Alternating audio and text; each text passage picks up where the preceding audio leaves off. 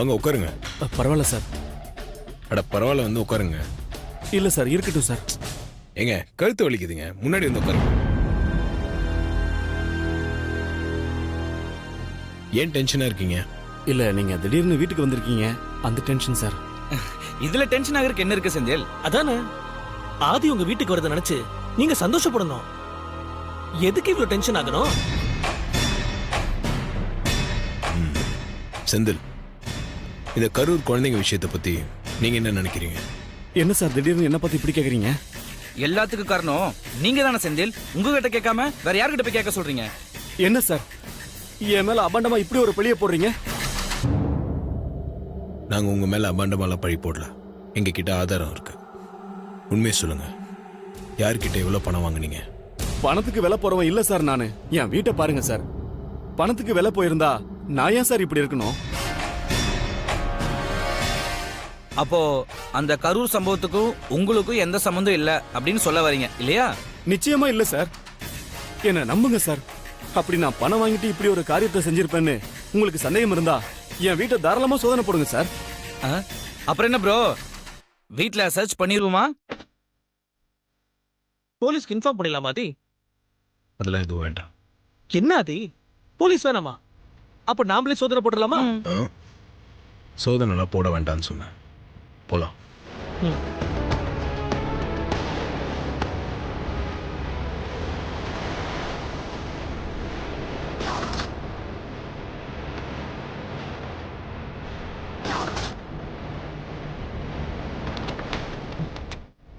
அப்பாடா, தப்பிச்சிட்டேன். சோதனை போடுங்கன்னு கெத்தா பேசுனதுனால ஆதி சார் நம்பிட்டாரு. நல்ல வேலை, தப்பிச்சோம்.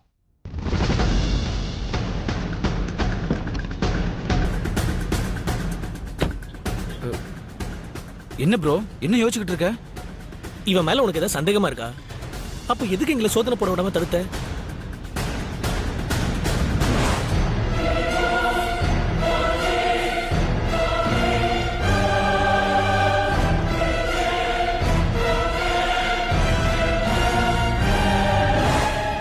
எனக்கு என்னமோ இந்த வயசான பெரியவர் மேல கொஞ்சம் சந்தேகமா இருக்கு.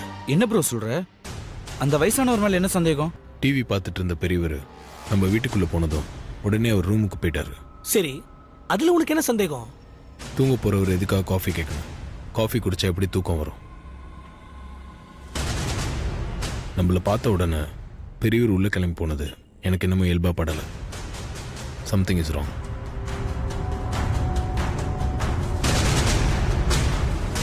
இப்போ என்ன பண்ணலாம் ப்ரோ? நான் வேணும்ட்டு என் கண்ணாடி உள்ள வச்சுட்டு வந்திருக்கேன். இப்போ என் கண்ணாடி எடுக்க போற மாதிரி நான் உள்ள போறேன். அந்த பெரியவர் மறுபடியும் ஹாலில் உட்காந்து டிவி பார்த்துட்டு இருந்தா அந்த பெட்ல கன்ஃபார்மா ஏதோ இருக்குன்னு அர்த்தம். கண்டிப்பா பிடிச்சிடலாம். ஓகே ப்ரோ, அப்ப நீ முன்னாடி போ.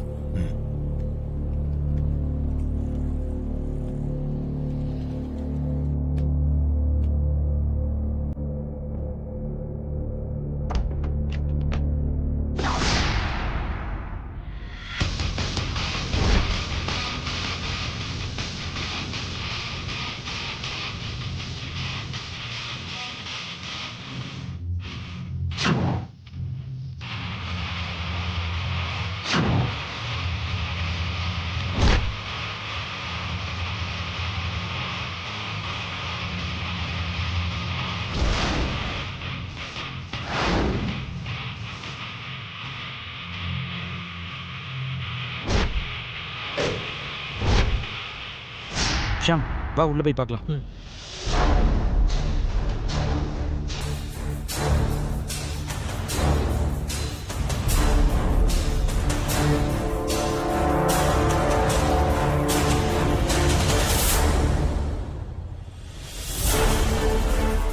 என்ன செந்தில், இவ்வளவு பண நகைலாம் எங்கிருந்து வந்துச்சு? பதில் சொல்ல போறீங்களா இல்லையா? இந்த பண நகைலாம் எப்படி வந்துச்சு?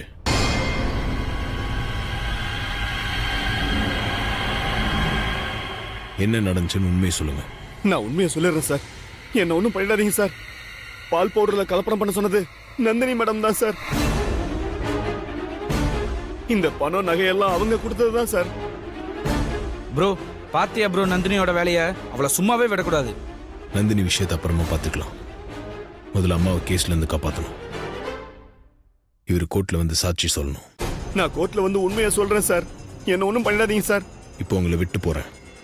கோர்ட்ல வந்து நீங்க உண்மையை சொல்லல, அப்புறம் உயிர் இருக்காது. ஜாக்கிரதை. நான் அவரை கோர்ட்ல வந்து உண்மையை சொல்ல வைக்கிறேன் சார். என்ன நம்புங்க சார்.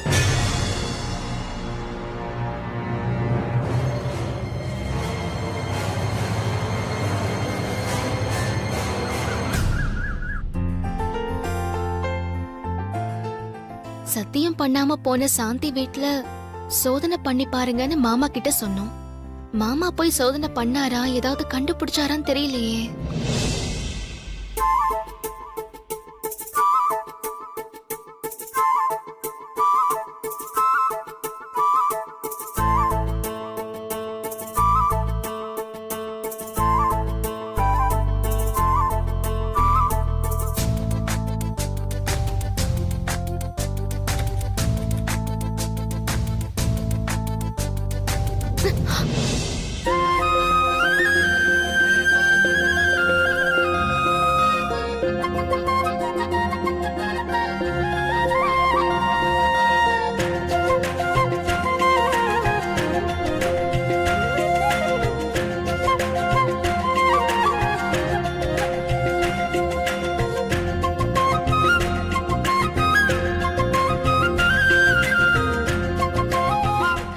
மாமா விடுங்க மாமா, யாராவது பாத்திர போறாங்க. யாரும் பார்க்க மாட்டாங்க. கதவு பூட்டி தான் இருக்கு. என்ன மாமா இன்னைக்கு ரொம்ப சந்தோஷமா இருக்கீங்க? என் சந்தோஷத்துக்கு காரணமே நீதான். தப்பான ஆளை எப்படி கண்டுபிடிக்கிறது, அம்மாவை எப்படி கேஸ்ல இருந்து காப்பாத்துறதுன்னு தெரியாம குழம்பி போயிருந்தேன். உன்னாலதான் எனக்கு ஒரு வழி கிடைச்சது. உன் ஐடியா ஒர்க் அவுட் ஆயிடுச்சு. என்ன மாமா சொல்றீங்க? சாந்தி வீட்ல சோதனை போட்டீங்களா? சாந்தியோட வீட்டுக்காரத தப்பானாளா? ஆமா, செந்தில் தான் பணத்துக்கு வேலை போயிருக்காரு. சின்ன குழந்தைங்கன்னு கூட பார்க்காம பணத்துக்காக அந்த படுபாவை இப்படி பண்ணிட்டானே. அவனுக்கு பணத்தாசையை தூண்டி விட்டு இப்படி ஒரு பாவத்தை பண்ண சொன்னது யார் மாமா? வேற யாரு? நம்ம குடும்பத்தை அழிக்க துடிச்சிட்டு இருக்க நந்தினி தான். செந்தில் கேஷா 1 கோடி ரூபாய் கொடுத்தது இல்லாம நகை வேற கொடுத்து இந்த மாதிரி செய்ய வச்சிருக்கா. பணம் நகை எல்லாத்தையும் கண்டுபிடிச்சதுக்கு அப்புறம் தான் செந்தில் உண்மையை ஒத்துக்கிட்டாரு. எவ்வளவு பட்டாலும் அந்த நந்தினி அடங்கவே மாட்டேங்கிறாளே. அத்தைய ஜெயிலுக்கு அனுப்பணும் திட்டம் போட்ட நந்தினி இனி ஒரு நிமிஷம் கூட வெளியில இருக்க கூடாது மாமா. அவளை இப்பவே தூக்கி ஜெயில போடுங்க. செந்தில் கோர்ட்டுக்கு வந்து எல்லாத்துக்கும் காரணம் நந்தினி தான். நந்தினி செய்ய சொல்லி தான் செஞ்சேன்னு சொன்னாலே போதும், அடுத்த நிமிஷமே நந்தினி ஜெயிலுக்கு போயிடுவா. செந்தில் கோர்ட்டுக்கு வந்து உண்மையை சொல்லிடுவார்ல? கண்டிப்பா சொல்லுவாரு. நான் உயிர் பயத்தை காமிச்சிட்டு தான் வந்திருக்கேன். எந்த பிரஸ் மீடியா இதெல்லாம் அம்மா மேல பழி போட்டுச்சோ அவங்க வாயாலேயே அம்மா நிரபராதி, அவங்க மேல எந்த தப்பும் இல்லைன்னு சொல்ல போகுது. இப்பதான் எனக்கு சந்தோஷமா இருக்கு. இந்த சந்தோஷத்துக்கு காரணம் நீதான். நீ கொடுத்த ஐடியா தான். நீ சரியான நேரத்தில் பெயில் ஆர்டர் கொண்டு வந்து கொடுத்து அம்மாவை அரெஸ்ட் பண்றதுல இருந்து காப்பாத்திட்ட. இப்போ இந்த கேஸ்ல இருந்து அம்மா ரிலீஸ் ஆக போறதும் உன்னாலதான். இந்த வீட்டோட மூத்த மருமகளா உன்னோட கடமையை நீ சரியா செஞ்சிருக்க பொண்டாட்டி.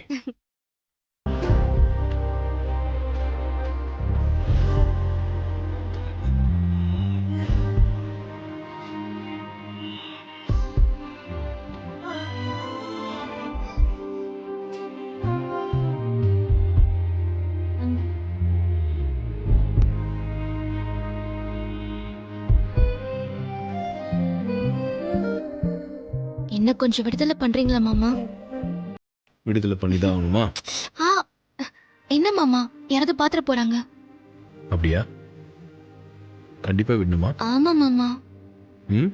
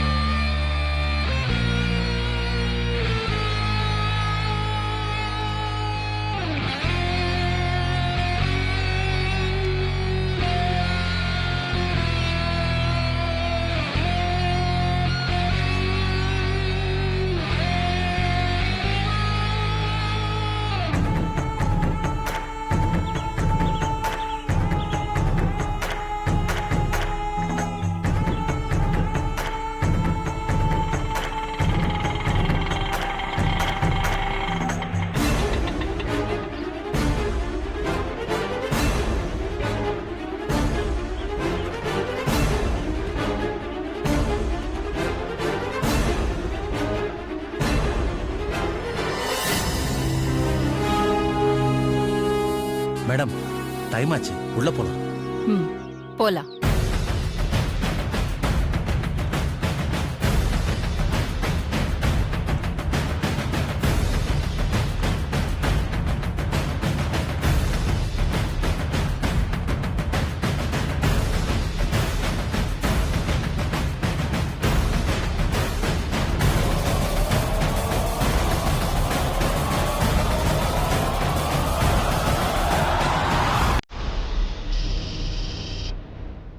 வந்துட்டீங்களா மேடம்?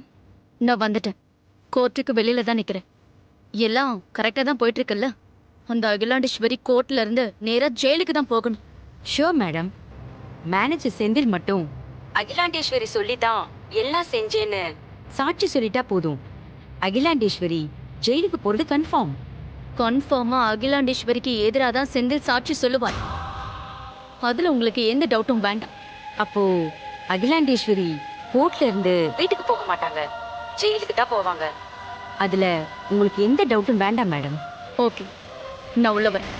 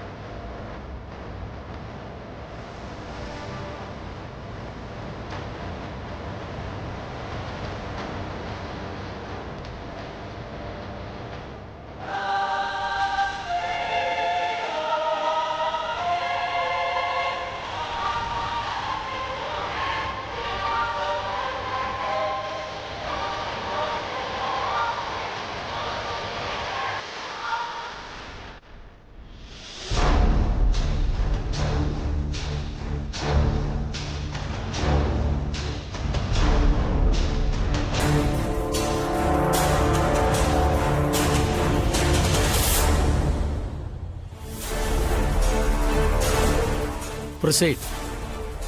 Thank you your honour.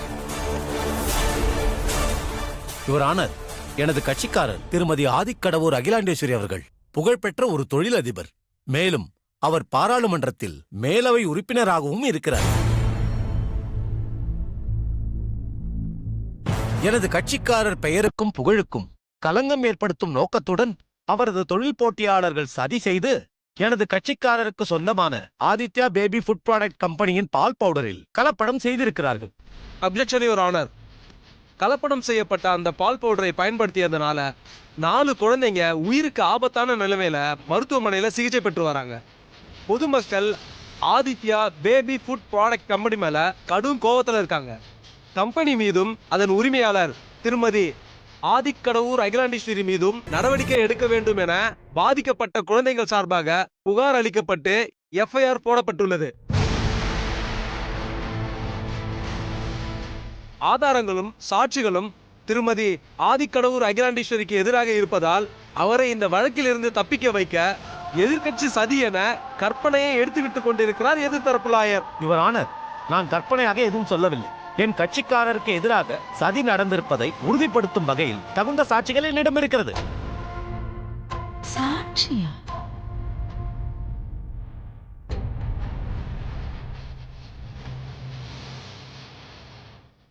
சாட்சி இப்போது இங்கே இருக்கிறாரா? எஸ் யுவர் ஆனர், சாட்சி இங்குதான் இருக்கிறார். ஆதித்யா பேபி ஃபுட் ப்ராடக்ட் கம்பெனியின் டிஸ்ட்ரிபியூட்டர் மேனேஜர் செந்தில் தான் அதற்கு சாட்சி.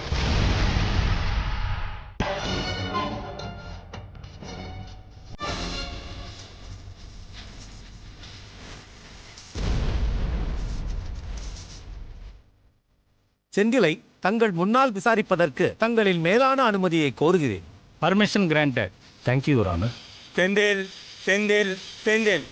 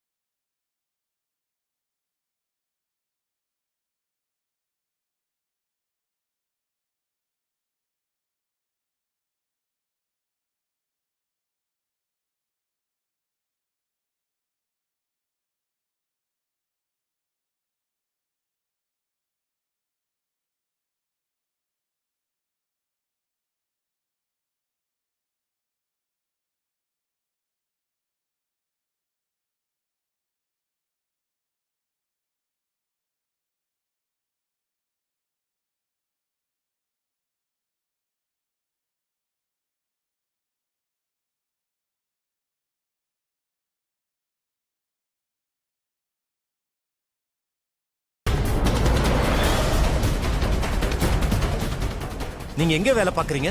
ஆதித்யா பேபி ஃபுட் ப்ராடக்ட் கம்பெனில ஒர்க் பண்றேன் சார். என்னவா வேலை பாக்குறீங்க? ஐ மீன் என்ன பதவியில இருக்கீங்க? டிஸ்ட்ரிபியூஷன் மேனேஜரா இருக்கேன். மிஸ்டர் செந்தில், நீங்க அந்த கம்பெனில எத்தனை வருஷமா டிஸ்ட்ரிபியூஷன் மேனேஜரா ஒர்க் பண்றீங்க? கடந்த 8 வருஷமா ஒர்க் பண்ணிட்டு இருக்கேன் சார். உங்க கம்பெனில ஐ மீன் நீங்க டிஸ்ட்ரிபியூஷன் மேனேஜரா ஒர்க் பண்ற கம்பெனியோட பால் பவுடர் சாப்பிட்ட 4 குழந்தைங்க மிக ஆபத்தான நிலைமையில ஹாஸ்பிட்டல்ல அட்மிட் ஆயிருக்காங்க. இந்த இஷ்யூ உங்களுக்கு தெரியுமா?